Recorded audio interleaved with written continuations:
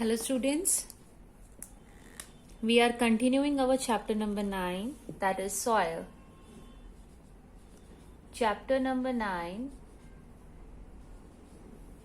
soil.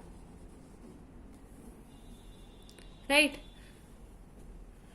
I have uploaded 2 videos of it. This is the third video of chapter number 9. Right, today we will discuss 4 topics, that is the soil and crops. The first topic is the soil and crops. The second topic will be the soil erosion.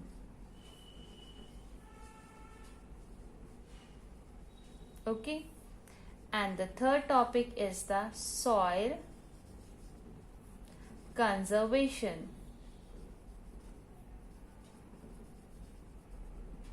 And the last topic is the soil pollution.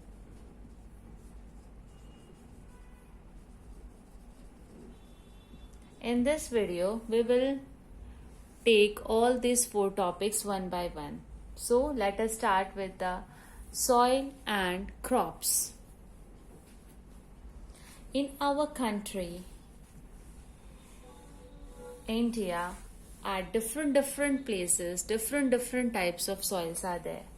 जो हमारी country है India, उसके हर एक portion में जो है अलग अलग टाइप के सॉइल हैं. ऐसा नहीं कि पूरी कंट्री में एक ही टाइप का सॉइल हो. सभी में जो है बेटा वो different types of soils present हैं. कहीं sandy soil is there, in some parts of our country clay soil is there, and some parts loamy soil is there. ठीक है बेटा, तो सभी हमारे जो कंट्री है हर एक सभी पार्ट्स में एक जैसा सॉइल प्रेजेंट नहीं है. राइट, कहीं सैंडी सॉइल प्रेजेंट है, somewhere clay is present and somewhere loamy is present. So due to the variation in the type of soil, there is a variation in the crops. इसीलिए अलग अलग जगह पे country में, हमारे country में अलग अलग टाइप की क्रॉप्स जो हैं ग्रो की जाती हैं. पूरे इंडिया में एक टाइप की क्रॉप्स हम ग्रो नहीं करते because of the different types of soils. Right, अब क्यों? क्योंकि जो हमारी क्रॉप्स है, किसी क्रॉप को वाटर कैपेसिटी ज्यादा, वाटर होल्डिंग कैपेसिटी ज्यादा चाहिए सॉइल के अंदर. वाटर होल्डिंग कैपेसिटी जो है उसको ज्यादा चाहिए. कहीं वाटर होल्डिंग कैपेसिटी जो है वो लेस चाहिए. कहीं पर वाटर होल्डिंग कैपेसिटी जो है वो एवरेज चाहिए. राइट, सो जो क्रॉप्स की नीड्स हैं, डिफरेंट क्रॉप्स की नीड्स जो हैं वो डिफरेंट हैं. इसीलिए डिफरेंट टाइप्स ऑफ क्रॉप्स जो हैं वो डिफरेंट कंट्री में जो है पार्ट्स में जो है हम ग्रो करते हैं. राइट, अगर कहीं सॉरी अगर कहीं क्ले सॉइल ज्यादा है तो उसकी वजह से what will happen, clay soil है एक पर्टिकुलर एरिया में, वहां पर रेनफॉल होती है, बारिश होती है. ओके, सो रेनफॉल होने की वजह से अब उसकी वाटर रिटेंशन जो है वो ज्यादा है, वाटर होल्डिंग कैपेसिटी जो है वो ज्यादा है, जिसकी वजह से क्या हो जाएगा, हैवी रेनफॉल की वजह से क्या हो जाएगा बच्चा, वाटर लॉगिंग.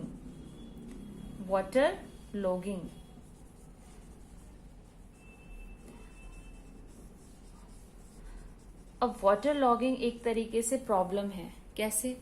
वाटर लॉगिंग होने की वजह से, वाटर लॉगिंग का मतलब पहले हम समझते हैं. वाटर लॉगिंग का मतलब होता है बेटा वाटर जो है वो स्टैग्नेट हो जाना, स्टे करना, वाटर रुक जाना, पूरी मतलब इकट्ठा हो जाना. अब और वाटर एब्जॉर्ब जो है सॉइल नहीं कर सकता. अब उसके ऊपर जो वाटर होगा वो इकट्ठा होना स्टार्ट हो जाएगा. That is called the water logging. इसकी वजह से इसके कुछ ड्रॉबैक्स हैं. क्या ड्रॉबैक्स हैं? कुछ प्रॉब्लम्स है, इफेक्ट्स हैं इसके. क्या है? जो वाटर की, जो प्लांट्स की आपकी रूट्स हैं वो रेस्पायर नहीं कर पाएंगी. प्लांट्स की जो रूट्स हैं दे कैनॉट रेस्पायर, वो सांस नहीं ले पाएंगी उनकी रूट्स. ऑक्सीजन की कमी हो जाएगी और प्लांट क्या हो जाएगा बेटा, इसकी वजह से डाई हो जाएगा, प्लांट यहाँ पर जो है वो मर जाएगा, है ना।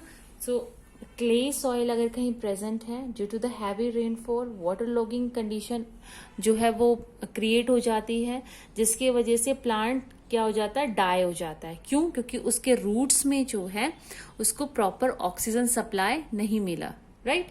सो क्ले सॉइल की जो है ये कुछ प्रॉब्लम्स हैं जो क्रिएट हो जाती हैं, राइट बेटा। अब हम बात करते हैं सैंडी सॉइल की। अब सैंडी सॉइल में हमने पढ़ा था, sandy soil we have read कि इसके जो पार्टिकल्स हैं उनके बीच में गैप बहुत ज्यादा होता है ना बेटा।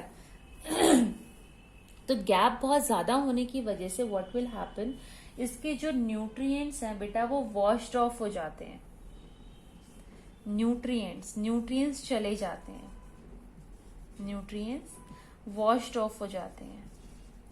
और ये जो न्यूट्रिएंट्स वॉश्ड ऑफ हो जाते हैं, इसी का अगर हम एक सिंगल नेम बोलें तो that is called the leaching. इसको क्या बोलते हैं बेटा, लीचिंग। लीचिंग का मतलब क्या होता है, न्यूट्रिएंट्स का वॉश ऑफ हो जाना, चले जाना, फिनिश हो जाना। अब न्यूट्रिएंट्स कम हो जाएंगे तो ऑब्वियसली उसके अंदर क्या होगा, प्लांट्स क्या हो जाएगा, प्लांट्स की ग्रोथ नहीं होगी, प्लांट्स की ग्रोथ जो है वो स्टॉप हो जाएगी, राइट। ऑर्गेनिक मैटर कम हो सकते हैं। तो एक तरीके से सैंडी सॉइल के अंदर क्या होता है, small amount of organic matter, बहुत ही कम अमाउंट में प्रेजेंट होते हैं, स्मॉल अमाउंट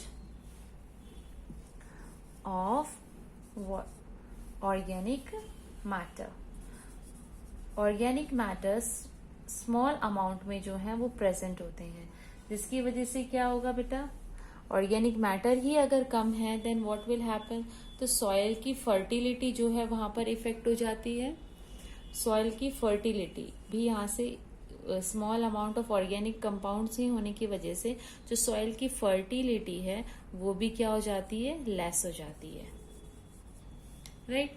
सो इस डायग्राम से, ब्लॉक डायग्राम से हमें क्या समझ में आया, जो सैंडी सॉइल है उसमें गैप होने की वजह से लीचिंग हो जाती है। लीचिंग का मतलब क्या होता है, न्यूट्रिएंट जो है वॉश्ड ऑफ हो जाते हैं, खत्म हो जाते हैं, कम हो जाते हैं, जिसकी वजह से प्लांट्स की ग्रोथ है वो कम हो जाती है। Due to the less growth of the plants what will happen, small amount of organic matters are there. If small amount of organic matters are present in a particular soil, it makes the soil fertility less. वो soil की fertility को क्या कर देता है बच्चा, less कर देता है, बहुत ही कम कर देता है, fine. So this is all about the Sandy soil.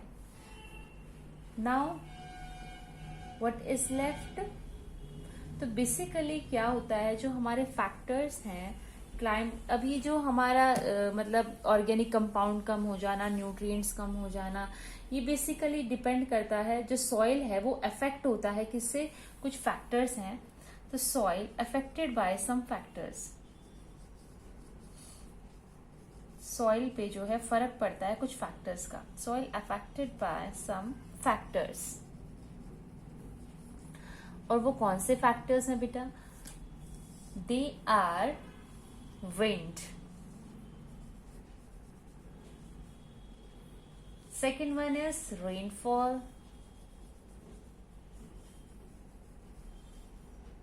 third one is light, and the fourth one is humidity, right. So these are the four factors by which soil gets affected. जो soil है वो इन factor से क्या होता है बेटा, affected होता है, right.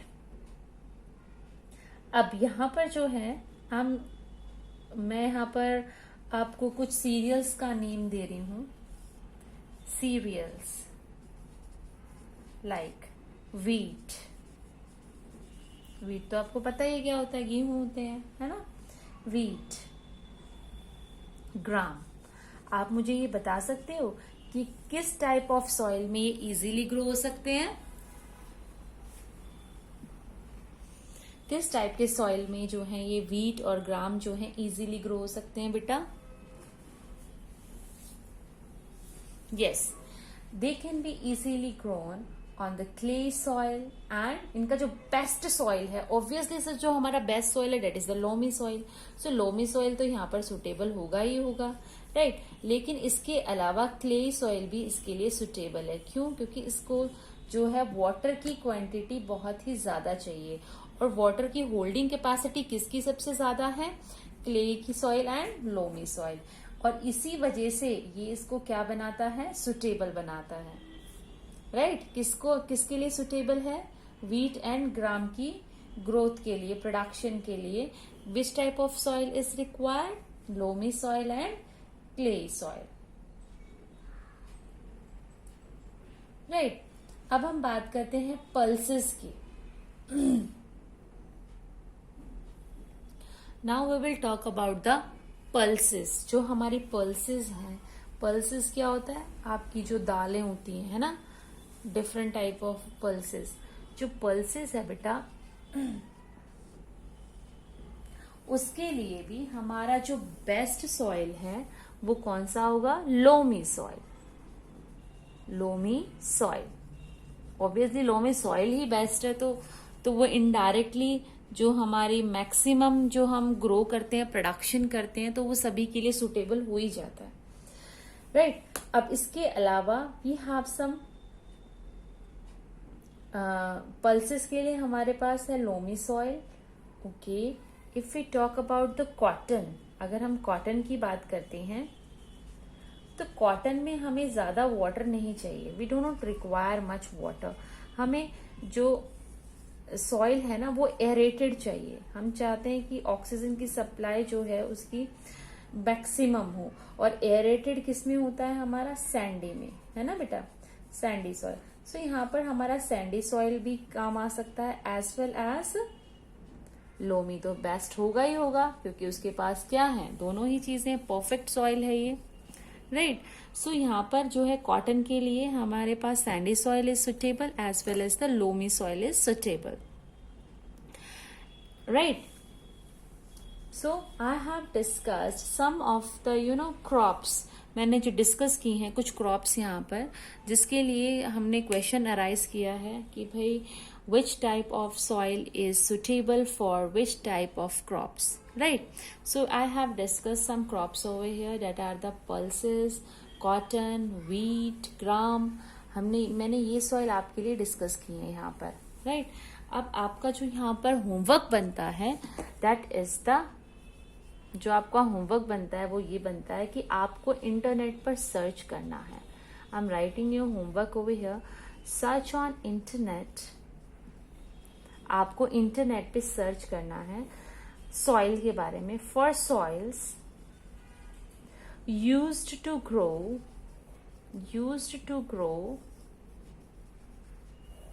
different types of crops. Different types of crops. This is your homework. You have to search on internet.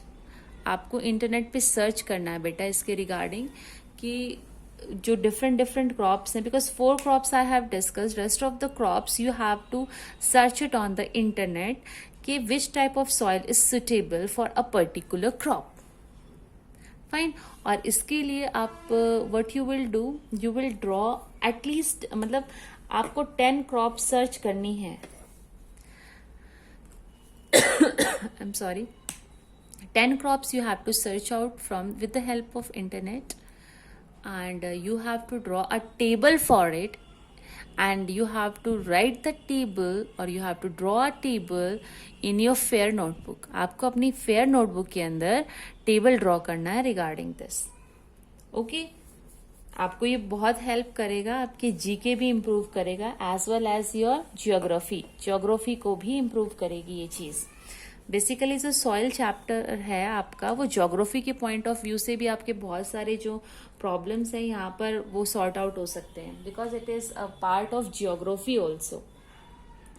Now our next topic is soil erosion. हमारा जो नेक्स्ट टॉपिक है that is the soil erosion. आज का हमारा ये second topic है that is the soil erosion. Soil erosion, soil erosion basically students it is a drawback, ये कमी है जो सॉइल में हो जाती है। किस वजह से? हम ह्यूमन बीइंग्स की वजह से। हम ह्यूमन बीइंग्स जो हैं सॉइल का मिसयूज करते हैं, हम उसका ध्यान नहीं रखते हैं। हम जो है कहीं भी जो है डिफॉरेस्टेशन स्टार्ट कर देते हैं अपनी रिक्वायरमेंट्स को पूरा करने के लिए। ट्रीज कट कर देते हैं लार्ज अमाउंट में, राइट। इसकी वजह से सॉइल इरोजन की प्रॉब्लम्स क्रिएट हो जाती है। So what actually soil erosion is? Soil erosion होता है बेटा जो टॉप लेयर होती है सॉइल की, क्योंकि हमने सॉइल प्रोफाइल में पढ़ा था जो टॉप लेयर होती है उसी में सबसे ज्यादा क्या होता है? ह्यूमस होता है ना, ऑर्गेनिक मैटर होता है, जिसकी वजह से सॉइल जो है फर्टाइल होता है, उस पर कोई भी चीज इजीली हम ग्रो कर सकते हैं। बट क्या हो अगर टॉप लेयर ही ना हो सॉइल की? जब टॉप लेयर ही नहीं होगी सॉइल की देन व्हाट विल हैपन? हमारा जो लैंड है वो बेयर लैंड हो जाएगा, बेयर लैंड हो जाएगा। क्यों? वो क्या हो जाएगा? अब उसके ऊपर कुछ भी हम ग्रो नहीं कर सकते, वो इनफर्टाइल हो जाएगा वो लैंड। क्यों? बिकॉज उसकी जो टॉप लेयर है वो नहीं है। अब टॉप लेयर ना होने का क्या रीजन है बेटा? First of all I am writing it's definition of the soil halogen, that is the removal of top soil,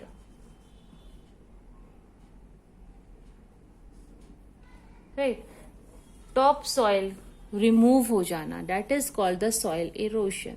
basically हुआ क्या? देखो आप, this is a particular field, ठीक है, ये पर्टिकुलर फील्ड है, यहाँ पर ट्रीज आर देयर, फाइन, बहुत सारी ट्रीज हैं यहाँ पर। ये फॉरेस्ट है जिसमें बहुत सारी ट्रीज हैं, okay.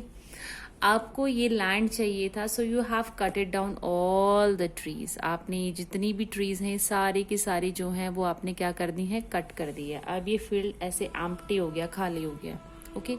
Now what will happen? Rainfall होगी, यहाँ पर रेनफॉल होगी तो होल्डिंग कैपेसिटी कम हो गई। अब रेनफॉल होने की वजह से व्हाट विल हैपन? यहाँ का जो इसके ऊपर जो मिट्टी है, जो सॉइल है, वो वाटर के साथ बह जाएगा, राइट। वो क्या बह गया? बेसिकली वो मिट्टी यहाँ की जो है top layer of the soil है वो फ्लॉन ऑफ हो गई है यहाँ से।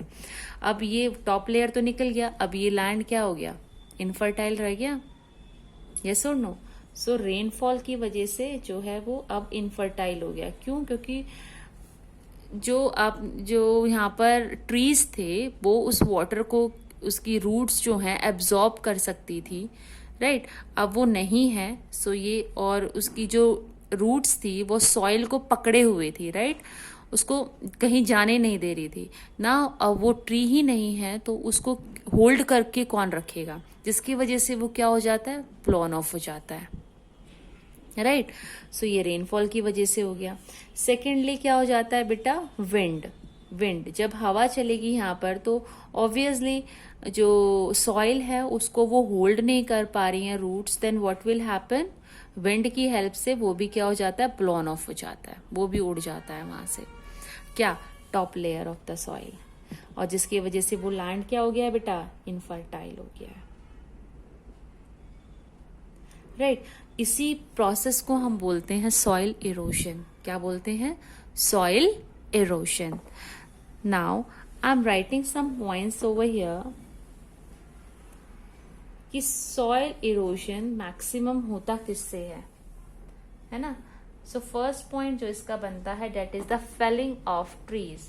जो ट्रीज जो हैं वो गिर गई हैं, किसकी वजह से? चाहे वो डिफॉरेस्टेशन हुआ हो या कोई दूसरी क्लाइमेटिक कंडीशंस हुई हो। Felling of trees and shrubs,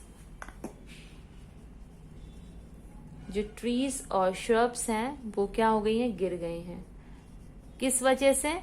deforestation. आप लोगों ने क्या कर दिया? हम लोगों ने क्या कर दिया? उसके ऊपर डिफॉरेस्टेशन कर दिया है to fulfil our requirements, right. और क्या हो सकता है? Second point, rain strikes bare soil. अगर कोई सॉइल है, कोई लैंड है और वहां पर कुछ ट्रीज नहीं है और वहां पर बारिश हो जाती है, तो वो लैंड क्या हो जाएगा बेटा? बेयर लैंड हो जाएगा, इनफर्टाइल हो जाएगा। ठीक है। स्ट्रॉन्ग विंड ब्लो कर रही है किसी बेयर लैंड पे, स्ट्रॉन्ग विंड जो है ब्लो कर रही है where? On the bare land. तब भी क्या हो सकता है? सॉइल इरोजन हो सकता है ना। अगर खाली कोई फील्ड है और उसके ऊपर बहुत स्पीडली हवा चलने लग जाए तो क्या होगा? उसकी जो top layer of the soil है वो क्या हो जाएगी? उसके साथ फ्लो हो जाएगी, राइट, चली जाएगी वहां से। Second one is the over gracing. जैसे आपने देखा होगा ये जो शीप्स होती हैं, वूल होती हैं, है ना, काउ बफेलोज जो होती हैं, वो किसी खाली एरिया में जो है वो घास चरने चली जाती हैं। डेट इज कॉल्ड, घास चरना इज कॉल्ड द ग्रेजिंग। ठीक है, ग्रेजिंग हो रही है। लेकिन बहुत ज्यादा ग्रेजिंग लगातार डेली के डेली एक ही पर्टिकुलर एरिया में जो घास है वो खाते रहेंगे, देन व्हाट विल हैपन? जो ग्रासेस हैं वो अपरूट हो जाएंगी, और ग्रासेस अपरूट होने की वजह से वो जो एरिया है अब उसके ऊपर एक भी ग्रास नहीं है, और ग्रास ना होने की वजह से जब वहां पर रेनफॉल होगी या फिर वहां पर हवा चलेगी बहुत speedily, then what will happen? जो टॉप लेयर है सॉइल की वो उसके साथ उड़ जाएगी, गायब हो जाएगी वो वहां से, और उसके वजह से वहां पर क्या हो गया? सॉइल इरोशन, है ना बेटा। So this is the reason. Okay, now so these are some reasons which are responsible for the soil erosion. okay beta, now अब सॉइल इरोडेड हो चुका है, सॉइल इरोजन हमें पता लगा है कि इन कंडीशन से होता है, तो हमें क्या करना चाहिए? उसको कंजर्व करना चाहिए, है ना, उसे बचाना चाहिए, हमें सॉइल को कंजर्व करना चाहिए, राइट। उसको से हमें कोशिश करना चाहिए कि सॉइल इरोजन ना हो। सो इसी वजह से हमारा जो नेक्स्ट टॉपिक है वो है क्या? Soil conservation. अब हम कुछ पॉइंट्स पढ़ेंगे जिसकी वजह से हम जो है सॉइल को कंजर्व कर सकते हैं, बचा सकते हैं। किससे? सॉइल इरोजन से, राइट बेटा। फर्स्ट जो है हमारा वो है अफॉरेस्टेशन। जो डिफॉरेस्टेशन होता है इसका अपोजिट वर्ड होता है बेटा अफॉरेस्टेशन। डिफॉरेस्टेशन का मतलब होता है cutting of large amount of trees, afforestation का मतलब होता है ग्रोइंग। हम क्या करें? ग्रो करना स्टार्ट कर दें, है ना, ट्रीज को, जिसकी वजह से व्हाट विल हैपन? जो ट्रीज की रूट्स हैं वो क्या करेंगी? वो सॉइल को जो है पकड़ के रखेंगी, होल्ड करके रखेंगी, और जिससे क्या होगा? सॉइल इरोजन नहीं होगा और हमारा सॉइल जो है वो it get conserved, right. Second point is the shelter belt. Shelter belts means ये अगर पर्टिकुलर फार्म है, ठीक है, इसके बीच में जो है बहुत सारी मतलब एरिया ये ओपन है, अब हवा चलेगी बहुत जोर से, देन व्हाट विल हैपन? इसका जो टॉप लेयर है वो उड़ सकता है। सो हमने जो इसके चारों तरफ ये जो बाउंड्री है वहां पर हमने ट्रीज ग्रो कर दी हैं। अब ट्रीज ग्रो करने की वजह से व्हाट विल हैपन? जो एयर का प्रेशर है, जो हवा चलेगी इसके चारों तरफ, वो क्या हो जाएगी? जो हवा चलेगी यहाँ पे वो कम हो जाएगी, रिड्यूस हो जाएगी, जिसकी वजह से जो यहाँ का सॉइल है वो इरोडेड नहीं होगा, वो नहीं जाएगा, जो टॉप लेयर है वो वहीं की वहीं रहेगी, है ना बेटा। So this is about the shelter belts. हम क्या पढ़ रहे हैं? सॉइल कंजर्वेशन, कि हम सॉइल को कैसे कंजर्व कर सकते हैं। ओके बेटा, ऐसे ही हम जो है टेरेस फार्मिंग कर सकते हैं। टेरेस फार्मिंग में क्या होगा? जो हमारी हिल साइड्स हैं, जो हिली एरियाज हैं, वहां पर हमें क्या करनी चाहिए? टेरेस फार्मिंग करनी चाहिए, राइट। हमें ओवर ग्रेजिंग नहीं करानी चाहिए, we should prevent overgrazing. अगर कहीं पर जो ये होते हैं आपके शीप, वूल, बफेलोज, काउस, ये जहाँ पर ग्रेज करें किसी पर्टिकुलर एरिया में, तो हमें उसे लगातार नहीं कराना चाहिए। लाइक 2 डेज के लिए एक जगह पे ग्रेजिंग करा ली, नेक्स्ट 2 डेज के लिए तो हमें दूसरी जगह पे कराना चाहिए, नेक्स्ट 2 डेज के लिए हमें नेक्स्ट जगह पे कराना चाहिए, ताकि ये जो डेज मिल रहे हैं यहाँ पर, ये जो बचे हुए दिन हैं यहाँ पर जो है दोबारा से ग्रासेस जो हैं वो इजीली ग्रो कर सकें, राइट। कंप्लीटली ग्रासेस जो है यहाँ से अपरूट ना हो, अपरूट हो जाएंगी तो क्या हो जाएगा, यहाँ पे सॉइल इरोशन हो जाएगा। तो हमें क्या करना चाहिए, we should prevent overgrazing, हमें जो है प्रिवेंट करना चाहिए, बचाना चाहिए, किससे, ओवर ग्रेजिंग से। ज्यादा हमें वहां पर ग्रेजिंग नहीं कराना चाहिए, ओवर तो बिल्कुल भी नहीं, एक लिमिटेड अमाउंट में हमें ग्रेजिंग करानी चाहिए, right. So this is all about the soil conservation.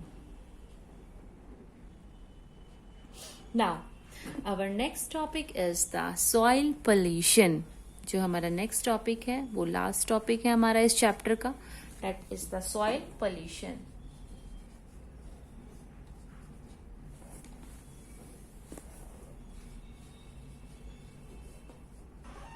Soil pollution,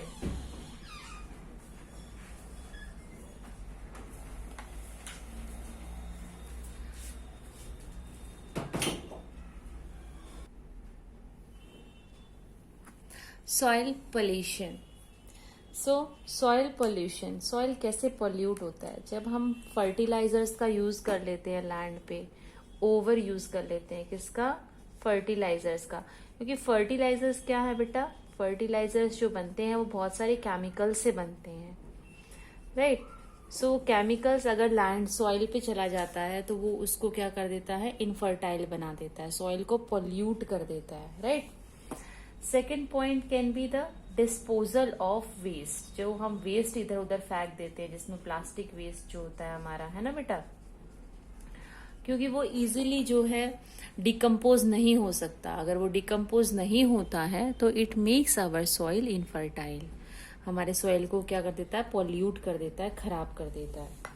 third one is the acid rain, जब एसिड रेन होती है तब भी वो सॉइल को क्या कर देता है, पॉल्यूट कर देता है। क्यों, क्योंकि एसिड रेन में एसिड से कंटेंट्स होते हैं वो सॉइल के अंदर ऐड हो जाते हैं और वो सॉइल को क्या बना देते हैं, एसिड सॉइल बना देते हैं, जो उसकी एसिडिटी है वो जो है वो इंक्रीज कर देते हैं, जिसकी वजह से what will happen, soil becomes pollute, right. और क्या हो सकता है बेटा, और जो है हम प्लास्टिक थ्रो कर देते हैं, है ना, ग्रीस, पेंट, राइट। ये ऐसी चीजें हैं जो कभी भी डिकम्पोज नहीं होती हैं, और ये जो डिकम्पोज नहीं होती हैं then it makes our soil infertile. यही चीजें हैं जिससे वजह से क्या होता है बेटा, हमारा सॉइल जो है वो क्या हो जाता है, इनफर्टाइल हो जाता है, पॉल्यूट हो जाता है। So we have completed our chapter number 9। I hope आप सभी को समझ में आ गया होगा। And as I have told you in the previous video कि आपको चैप्टर को रीड करना भी है, आप इस चैप्टर को ज़रूर रीड करेंगे। और जो भी मैंने आज 4 टॉपिक्स यहाँ पर आपको डिस्कस किए हैं, एंड ऑल द 4 टॉपिक्स आप बुक से जो है वो उसको रीड करेंगे, इसको रीड करेंगे और इसमें जो स्मॉल क्वेश्चंस बनते हैं उसको आप बनाएंगे। It will going to help you for the exams, और उसके आंसर्स फाइंड आउट करेंगे, ठीक है बेटा। अब जो है see the question answers are there in your book at the last on page number 124. Here there are the very short question answer, short question answer, essay type question answers. So these question answers you have to find it out. आपको खुद पहले वो search करने हैं, फिर अगर कोई problem आती है तो आप मुझसे डिस्कस करोगे। बेटा स्पून फीडिंग की आदत जो है वो आप छोड़ दो, बिकॉज आपने चैप्टर को समझा है, राइट, आपने अच्छे से चैप्टर को समझा है, तो आपको आने चाहिए कि इन क्वेश्चंस के आंसर क्या हो सकते हैं। और एक्स्ट्रा क्वेश्चन के आंसर्स अब बुक से एज इट इज जो है क्वेश्चन पेपर नहीं बनेगा, क्वेश्चन पेपर आपका कहीं से भी बुक से बन सकता है, वो टॉपिक सेम होंगे लेकिन क्वेश्चन ज़रूरी नहीं है कि एज इट इज़ आएंगे. सो फॉर दैट आपको ये चैप्टर समझना बहुत ज़रूरी है. तो आप चैप्टर को बहुत ही अच्छी तरीके से समझेंगे और इंटरनेट पे क्वेश्चंस गिवन होते हैं, आप वहाँ की हेल्प से आप एमसीक्यू की प्रिपरेशन कर सकते हैं, शॉर्ट का क्वेश्चन आंसर्स की प्रिपरेशन कर सकते हैं, एक्स्ट्रा क्वेश्चन आंसर्स की प्रिपरेशन कर सकते हैं. सो वो सेकंड पार्ट है इंटरनेट. पहले फर्स्ट पार्ट आपका ये है कि आप बुक से गो थ्रू होंगे अच्छे से. You will read each and every line of the chapter and try to find out the exercise question answers. Okay बेटा, be safe. Thank you so much.